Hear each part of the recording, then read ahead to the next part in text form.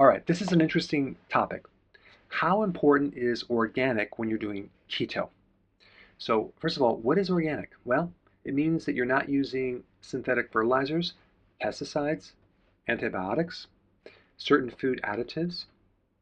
You're not irradiating your food.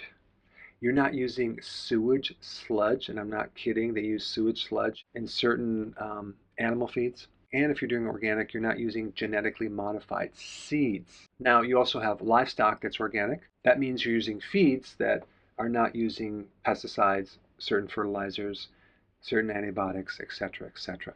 And there's different levels of organic. You have 100% certified organic, you have just organic.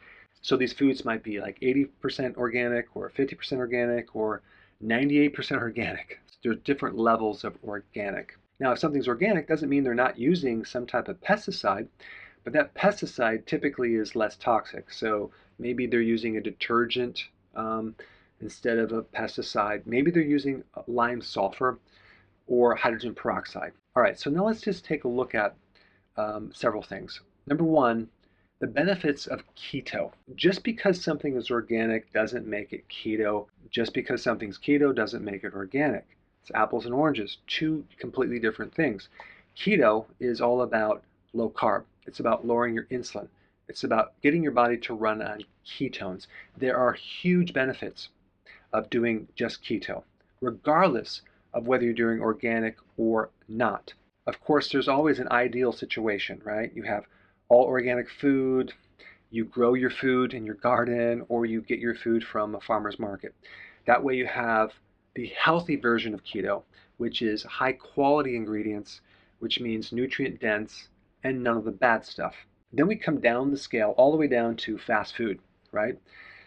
But it can also be dirty keto, okay? So you're still maintaining that low carb, but the ingredients are pretty crappy. Well, that's better than not doing keto, okay? And I even think it's better than doing organic ingredients but high carb. I really do.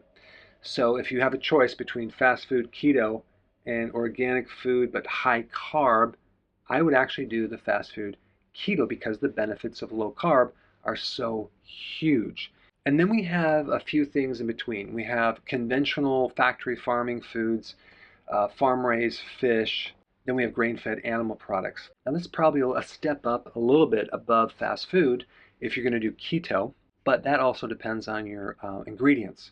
A lot of the fast foods out there are very high in soy oil, corn oil, canola, and so that adds a layer of highly inflammatory food. And then we step it up to organic keto foods, right, from the grocery store. And that's becoming more and more popular. But there's also the factor of where are they growing these ingredients. Let's say they're growing this food, this organic food, on empty soils. And so there's very low nutrients in the plant. There's a huge difference between buying organic food at the grocery store versus growing it yourself. And that's why I put this scale here. We have different levels of health. And I just wanted to kind of graph this so you can see the different levels, because we also have the wild-caught fish, the grass-fed beef, which is different than organic. And realize there's huge benefits in just doing keto, but there's additional benefits if you can take it up a notch and add the organic in there, the wild-caught foods, the grass-fed, and even going to the farmer's market or growing food in your own garden. Thanks for watching. Hey, before you go, if you're benefiting from any of my content, I would love to hear about your success story. Please share it in the link down below.